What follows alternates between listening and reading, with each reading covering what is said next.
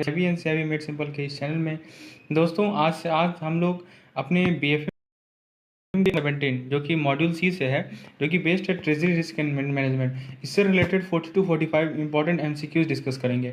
तो हमारा मेथड क्या होगा, सबसे पहले हम लोग क्वेश्चन देखेंगे।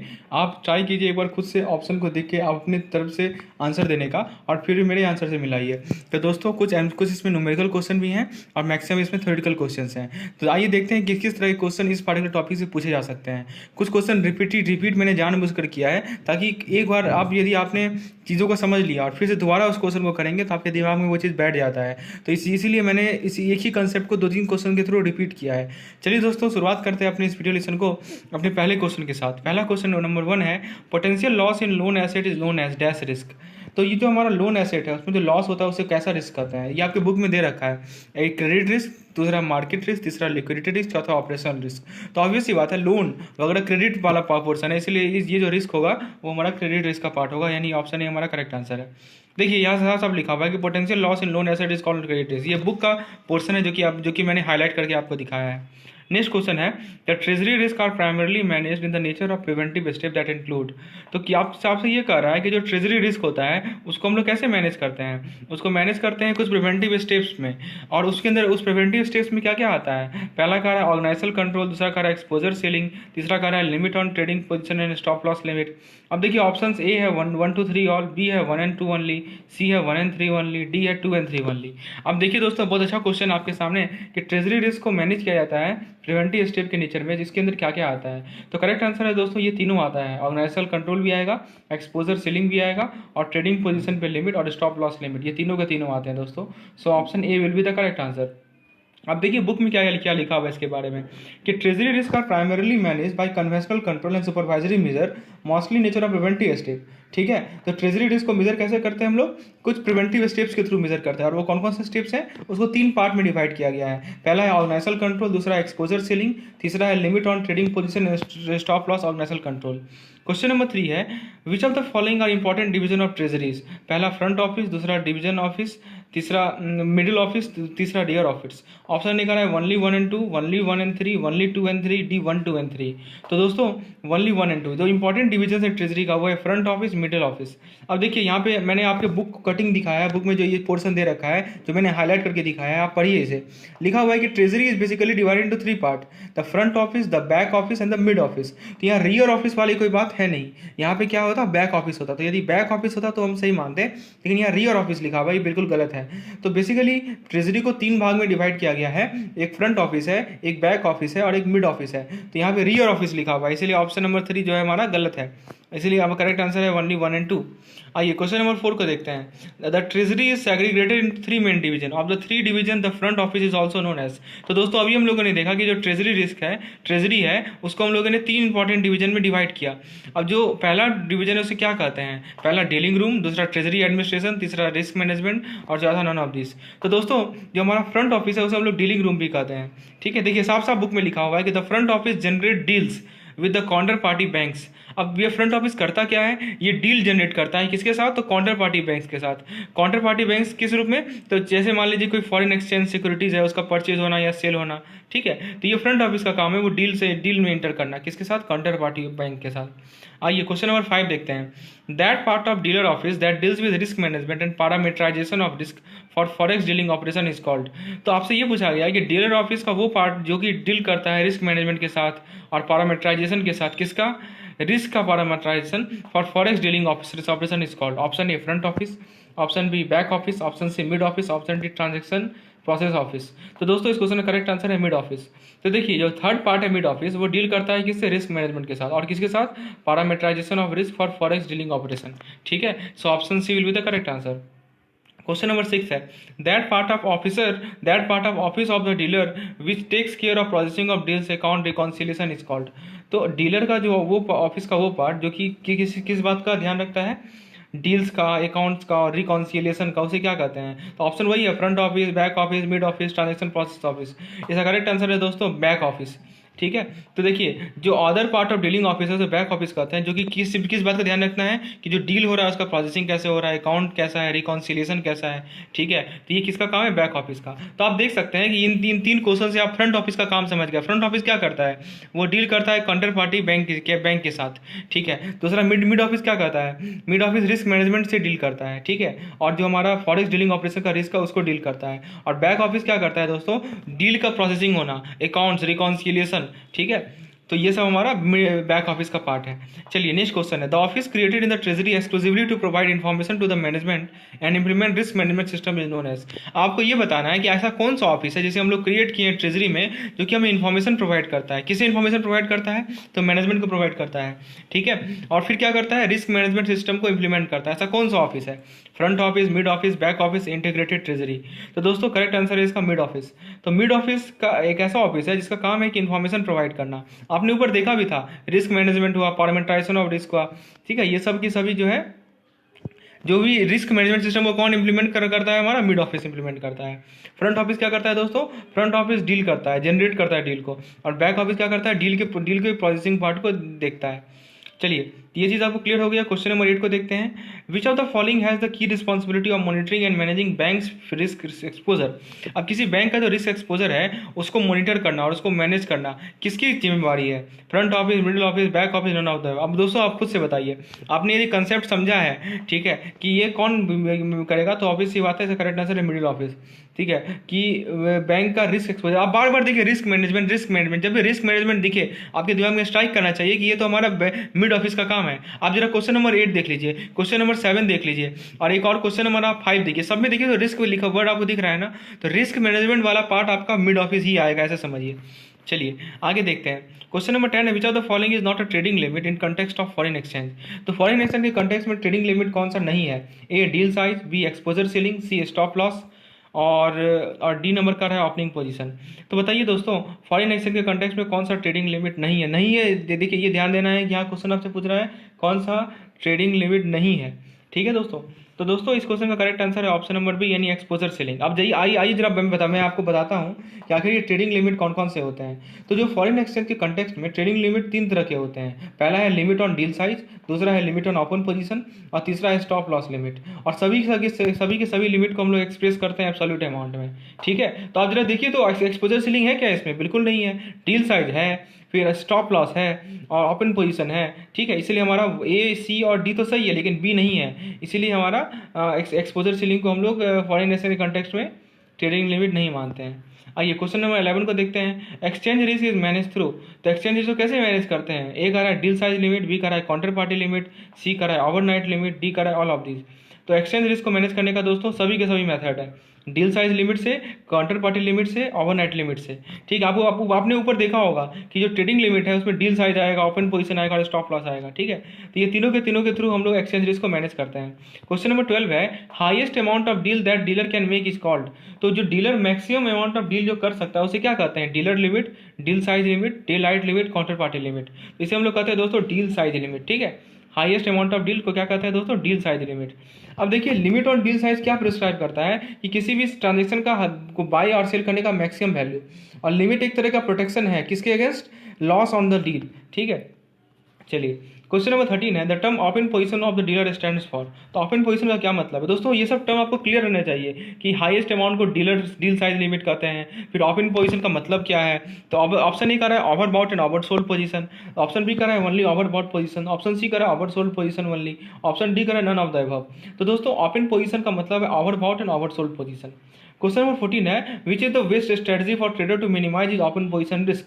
अब दोस्तों एक ट्रेडर का ओपन पोजीशन रिस्क है, उसको कैसे वो मिनिमाइज करेगा, उसके लिए बेस्ट स्ट्रेटजी क्या होनी चाहिए। तो ऑप्शन ए कर रहा है he has to stop buying more foreign currency, B कर रहा है he has to accumulate more foreign currency, C कर रहा है he must self regulate him by imposing some limit, और डी कर रहा है risk is a risk he must endure at any cost. तो दोस्तों करेक्ट आंसर है इसका he must self regulate him by imposing some limit. देखिए दोस्तों यहाँ पे साफ साफ लिखा हुआ है कि जो हमारे लिमिट है फॉरेन एक्सचेंज में उसको डिफाइन किया गया है डे लाइट लिमिट और ओवरनाइट लिमिट में, ठीक है।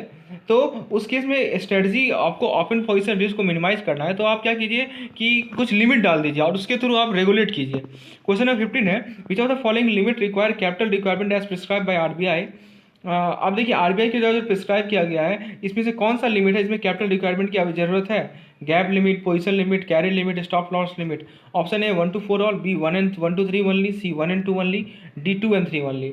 तो बताइए दोस्तों इसमें से कौन सा लिमिट है जिसमें कैपिटल रिक्वायरमेंट की जरूरत है? तो दोस्तों करेक्ट आंसर इसका 1 and 2 ओनली, यानी गैप लिमिट और पोजीशन लिमिट। देखिए यहाँ साफ साफ लिखा हुआ है कि जो गैप लिमिट है उसको कौन अप्रूव करता है? मैनेजमेंट। और जो पोजीशन लिमिट है और गैप लिमिट है वो कैपिटल रिक्वायरमेंट को अट्रैक्ट करता है, जो कि आरबीआई ने प्रिस्क्राइब किया है। बाकी जो कैरी लिमिट है और स्टॉप लॉस लिमिट है इसमें कोई कैपिटल रिक्वायरमेंट की जरूरत नहीं है। तो आप ध्यान रखेंगे कि गैप लिमिट और दोस्तों कौन सा? गैप लिमिट और पोजीशन लिमिट, ये दो लिमिट है जिसमें कैपिटल रिक्वायरमेंट की जरूरत है और आरबीआई के द्वारा इसे क्लियरेंस मिलता है। आइए क्वेश्चन नंबर 16 को देखते हैं। The stop loss limit as prescribe by a bank as. अब स्टॉप लॉस लिमिट को कैसे बैंक प्रिस्क्राइब करती है? Per deal per day only, per day per month only, per day per month per year only, per deal per day per month per year. तो दोस्तों इसका correct answer है option number H. ठीक है, देखिए यहाँ साफ साफ लिखा हुआ है बुक में कि जो स्टॉप लॉस लिमिट है उसको प्रिस्क्राइब किया जाता है per deal, per day, per month and also aggregate loss limit. ठीक है, पर ईयर। तो ये ध्यान रखना है। और बैक क्या करना है? ये सभी के सभी लिमिट को मेटिकुलसली मॉनिटर करना है। चलिए क्वेश्चन नंबर 17 देखते हैं। Which of the following regarding various limit under risk management are match to the explanation. अब कौन सा सही एक्सप्लेनेशन का ये पूछा गया है? Dealer limit, maximum amount dealer can keep exposure during the operating hour, stop loss limit, maximum movement of rate against the position held to trigger the limit, D C deal size limit, highest amount of a deal, D all the above. तो दोस्तों correct answer ये सभी के सभी हमारे सही हैं। 18 नंबर क्वेश्चन है the following limit in treasury are main for controlling market risk. तो मार्केट रिस्क को कंट्रोल करने के लिए कौन सा लिमिट दिया जाता है? ऑप्शन ए कर रहा है counter party interbank exposure limit, B कर रहा है settlement and pre settlement risk, C कर रहा है दोस्तों inter day overnight position and stop loss limit, और डी कर रहा है overseas borrowing limit prescribe by RBI. तो दोस्तों इसका करेक्ट आंसर है intra day overnight position limit and stop loss limit. ये तीन लिमिट है जिसके थ्रू हम लोग मार्केट रिस्क को कंट्रोल करते हैं। क्वेश्चन नंबर 19 है मैक्सिमम इंटर पीरियड और month exposure which bank can keep are called overnight limit, dealer limit, gap limit, stop loss limit. तो आपको ये बताना है कि जो इंटर पीरियड या इंटर मंथ का एक्सपोजर है मैक्सिमम जो कि बैंक रखती है उसे क्या कहते हैं? इसे कहते हैं दोस्तों हम लोग, इसे क्या कहते हैं दोस्तों? इसे हम लोग गैप लिमिट कहते हैं। अभी हम लोगों ने ऊपर भी देखा था गैप लिमिट के बारे में। ठीक है, तो गैप लिमिट क्या होता है? Maximum inter period month exposure which a bank can keep. अब देखिए कुछ लिमिट के बारे में मैं आपको यहाँ पे डिस्क्रिप्शन में दे देता हूँ। जैसे ओवरनाइट लिमिट है, ओवरनाइट लिमिट में क्या है? Maximum amount of open position और exposure bank can keep overnight, नाम ही ओवरनाइट। ठीक है, डे लाइट लिमिट में क्या होगा? फिर से वही बात कि जो ओपन पोजीशन या एक्सपोजर का मैक्सिमम अमाउंट जो कि bank any time during the day keep कर सकता है ताकि कस्टमर के नीड को मैनेज किया सके।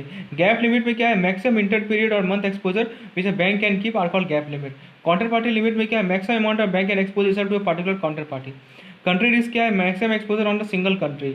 डीलर लिमिट क्या है? Maximum amount of dealer can keep exposure during operating hour. Stop loss limit क्या है? Maximum amount of rate against the position held so as to trigger the limit और to set maximum loss limit for adverse movement of rate. उसी तरह आप settlement loss limit को पढ़ लीजिए और डील साइज लिमिट को पढ़ लीजिए। तो डील साइज लिमिट क्या होता है? Highest amount for which a deal can be entered. Question number 20 है to trigger the limit of से maximum loss limit for adverse movement of rate. इसे क्या कहता है? अभी हम लोगों ने ऊपर देखा, इसे हम लोग स्टॉप लॉस लिमिट कहते हैं। तो इस पार्टिकुलर टेबल को, इस पार्टिकुलर चार्ट को आप याद कर लेंगे क्योंकि मैक्सिमम क्वेश्चन यहीं से बनेंगे। चलिए, तो इसलिए आप देख सकते हैं कितना हेल्पफुल है यदि आप इस टेबल को ध्यान रखते हैं। तो क्वेश्चन नंबर 21 कर रहा है with a view to reduce the credit risk in treasury operation the bank stop lending to weak bank. Obviously बात है कि क्रेडिट रिस्क को रिड्यूस करने के लिए ट्रेजरी ऑपरेशन में बैंक ने क्या किया कि जो वीक बैंक है उसको लैंडिंग करना रोक दिया। ऑप्शन ए करा है fix exposure limit for counter party, stop providing any accommodation to weak bank, start lending only against collateral for government, D securities. तो दोस्तों इसका करेक्ट आंसर है fix exposure limit for counter parties. देखिए exposure limit जो होता है दोस्तों उसको इसलिए डाला जाता है ताकि बैंक को क्रेडिट रिस्क से बचाया जा सके। ठीक है, तो क्रेडिट रिस्क से बचाने का मेन पर्पस है एक्सपोजर लिमिट को फिट करना। नेक्स्ट क्वेश्चन है while fixing exposure limit on counter party to manage the credit risk in treasury operation the bank takes into account the following factor. A net worth of counter party, second market reputation, third track record. तो आप बताइए, अब चौथा collateral credit rating, पांचवा collateral offer, कौन सा सही है? 1 to 5 all, 1 to 4 all, 1 to 3 all, 1, 3 and 5।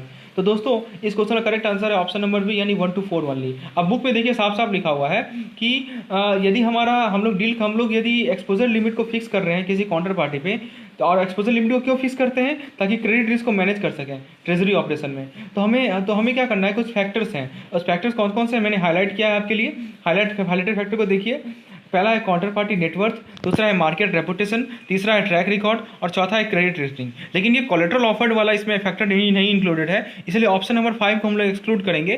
Correct answer हमारा होगा 1 to 4।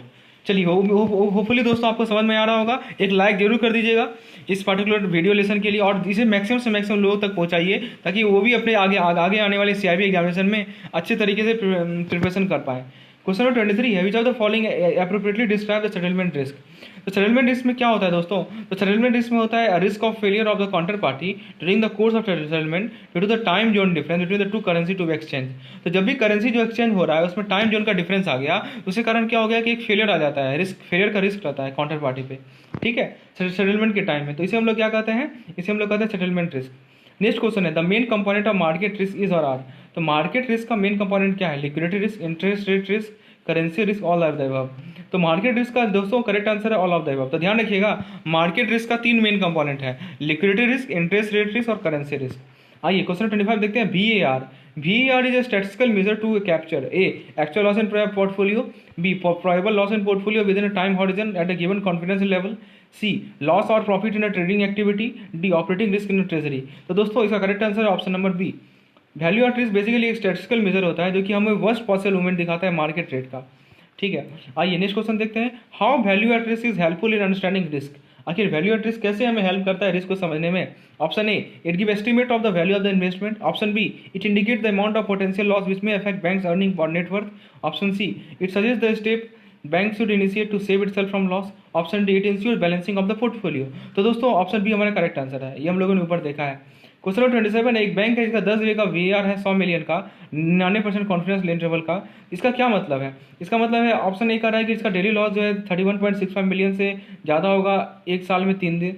बी कह रहा है कि इसका जो डेली लॉस है वो 100 मिलियन से ज़्यादा होगा 1 साल में 3 दिन। सी में कह रहा है इसका डेली लॉस जो है 31.65 मिलियन से ज़्यादा होगा 1 साल में 2 दिन। और डी में कह रहा है कि इसका डेली लॉस जो है 100 मिलियन से ज़्यादा होगा 1 साल में 2 दिन। आपको एज्यूम करना है कि 250 वर्किंग डे है 1 साल में। तो दोस्तों आइए इसे सॉल्व करते हैं। तो डेली VAR जो होता है वो मैंने उसका फॉर्मूला आपको बताया है। आपको क्या करना है, 100 मिलियन डिवाइडेड बाय √10 करना है, ठीक है, क्योंकि 100 मिलियन को √10 से डिवाइड करेंगे तो आपको डेली VAR मिल जाएगा, क्योंकि ये जो 100 मिलियन है वो 10 दिन का VAR है। आपको निकालना है डेली VAR, तो डेली VAR निकालने के लिए √10 से डिवाइड कर दीजिए तो आपको मिल जाएगा 31.65 मिलियन। तो दो आप एक बात होता है कि 31.65 मिलियन का हमारा डेली VAR होगा, तो ऑप्शन बी और डी तो होगा नहीं। अब जरा देखते हैं कि कॉन्फिडेंस इंटरवल का क्या मतलब है। जब हम कह रहे हैं कि 99% कॉन्फिडेंस इंटरवल है, इसका मतलब क्या हुआ कि 1% चांस है VAR पे लॉस होने का। टोटल डे कितना है? 250 दिन। तो आप 250 दिन का 1% निकालिए यानी 2.5, इसे राउंड ऑफ कीजिएगा तो 3 दिन आएगा, यानी कुल मिलाकर 3 दिन लॉस होने का चांस है, इसलिए हमारा ऑप्शन नंबर 1 करेक्ट आंसर होगा। आइए 28 नंबर क्वेश्चन देखते हैं। एक बैंक ने रिपोर्ट किया 1 वीक VAR का $1 मिलियन का 95% कॉन्फिडेंस इंटरवल पे। अब इसमें कौन सा स्टेटमेंट सही है? तो दोस्तों इस क्वेश्चन का करेक्ट आंसर है option number D. Confidence level कितना है? 95% है, तो जो बैंक का लूज का प्रोबेबिलिटी ऑफ 5% है, और अमाउंट कितना इन्वॉल्व है? 1 मिलियन, ठीक है, वो एवं 1 वीक। नेक्स्ट क्वेश्चन है, अब किसी बैंक का जो गवर्नमेंट सिक्योरिटी पोर्टफोलियो है उसका 100 डे VAR है 95% कॉन्फिडेंस लेवल पे और 4% बेस्ड ऑन यील्ड है। तो worst case scenario over 25 days क्या होगा? तो increase in yield by 0.4%, decrease in yield by 0.4%, increase in yield by 2%, decrease in yield by 2%। Correct answer है इंक्रीज इन यील्ड बाय 2%। आइए दोस्तों जरा देखते हैं आखिर क्यों ऐसा है। तो देखिए 100 डे का VAR कितना है दोस्तों? 4% है, ठीक है, तो 1 डे का VAR कितना होगा? तो देखिए दोस्तों 4 is equal to 1 day VAR into square root of 100, ऐसे तो निकालते हैं 1 डे VAR, यानी 4 को आप 10 से डिवाइड कर दीजिए तो आपको मिल जाएगा 0.4%। तो 25 दिन का VAR क्या होगा? उसको फिर पॉइंट 1 दिन का निकाल के इंटू √25 कर लीजिए तो आपको मिल जाएगा 2%। तो वर्स्ट के सिनेरियो में क्या होगा? यील्ड हमेशा बढ़ेगा। क्यों? Because this will decrease the market price और वैल्यू, ठीक है, तो यील्ड बढ़ेगा तो मार्केट प्राइस और वैल्यू क्या होगा? घटेगा। कैसे? आपको पता है जो हमारा प्रेजेंट वैल्यू होता है उसका फॉर्मूला होता है coupon divided by 1 + r whole to the power n। तो जब r बढ़ेगा तो ऑब्वियसली बात है PV क्या होगा? प्रेजेंट वैल्यू क्या होगा? घटेगा, ठीक है दोस्तों। तो इसीलिए मैंने यहाँ पे बताया कि मार्केट प्राइस और वैल्यू जो है वो घटेगा यदि हमारा यील्ड बढ़ता है तो, ठीक है। तो हमारा करेक्ट आंसर होगा इंक्रीज इन यील्ड बाय 2%। आइए नेक्स्ट क्वेश्चन देखते हैं। एक डे VAR किसी पोर्टफोलियो का दे रखा है 5 लाख, 95% कॉन्फिडेंस लेवल है, in period of 6 month 125 working days, how many time the loss of portfolio may exceed 5 lakh. तो बताइए। तो दोस्तों VAR का मतलब है वैल्यू एट रिस्क। क्वेश्चन के अकॉर्डिंग क्या दिया गया है, 1 डे का VAR दे रखा है 5 लाख और 95% कॉन्फिडेंस लेवल पे। इसका मतलब ये हुआ कि 95% प्रोबेबिलिटी ये है कि लॉस जो है वो 5 लाख से कम रहेगा और 5% चांस ये है कि लॉस जो है 5 लाख से ज़्यादा होगा। अब 125 देखिए टोटल डे कितना 125 दिन, तो 125 दिन यानी कि 6 महीना, तो उसमें 5% चांस ये है कि लॉस जो है 5 लाख से ज़्यादा होगा। तो आपको करना क्या है कि 125 का 5% निकाल लेना है, जो कि आपको आएगा 6.25। इसे राउंड ऑफ करेंगे तो 6 होगा। तो मतलब कि 6 दिन ऐसा होगा 125 दिन में से जिसमें प्रोबेबिलिटी जो है 5 लाख से ज़्यादा होगा लॉस करने का। तो देखिए कितना आसान तरीके से मैं आपको समझा रहा हूँ, एक लाइक तो जरूर कर दीजिएगा। नेक्स्ट क्वेश्चन है, किसी गवर्नमेंट ऑफ इंडिया बॉन्ड का सिक्योरिटी का VAR दे रखा है 0.70% और करंट यील्ड दे रखा है 8.10%। तो क्वेश्चन आपका पहला क्वेश्चन है 31 number, in the worst case scenario the prospective the buyer of a security can expect the yield to fall by इतना। ऑप्शन बी देखिए। तो दोस्तों इस क्वेश्चन का करेक्ट आंसर है ऑप्शन नंबर है। आइए जरा समझते हैं क्यों ऐसा आंसर है। तो देखिए दोस्तों VAR कितना दे रखा है, 0.70% दे रखा है। देखिए दिया हुआ है ना 0.70% VAR का। इसका क्या मतलब हुआ, इसका मतलब ये हुआ कि maximum change in the yield can be 0.70%। ठीक है, इसका मतलब ये हुआ। तो वर्स्ट केस सिनेरियो में क्या होगा कि जो सिक्योरिटी का बायर है, ठीक है, वो क्या एक्सपेक्ट कर सकता है कि यील्ड जो है वो 8.10 से 0.70 तक घट जाए, यानी कितना का डिक्रीमेंट होगा 7.40 का। तो इसलिए हमारा ऑप्शन नंबर 1 करेक्ट है। नेक्स्ट क्वेश्चन नंबर 32 है, in the worst case scenario the prospective the seller. अब देखिए सेलर बायर के बारे में लिखा हुआ है, करेक्ट आंसर है सेलर।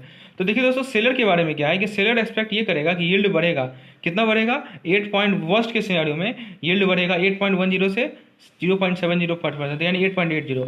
इसलिए हमारा ऑप्शन नंबर सी करेक्ट है। नेक्स्ट क्वेश्चन है, in the above case the VAR at 95% confidence interval means. इसका मतलब क्या है कि 95% कॉन्फिडेंस लेवल पे जो पॉसिबिलिटी है एडवर्स चेंज इन यील्ड का वो हायर है, ठीक है, higher than 0.70% is only to the extent of 5%।